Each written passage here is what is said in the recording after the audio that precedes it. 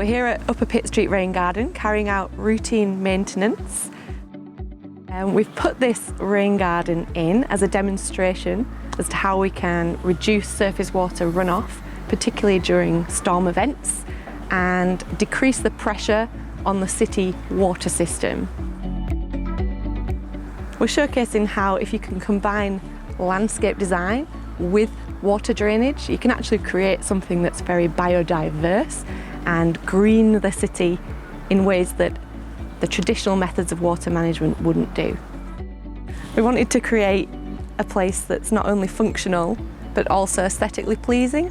So we've used some colourful plants and flowers that will also add interest to the people that live here, as well as adding biodiversity value and water management value.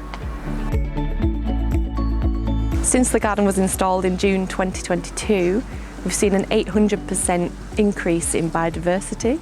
The results are going to be published online in the coming months, along with all the results from the various water testing that we've been carrying out. It's great to see such a positive change after the install.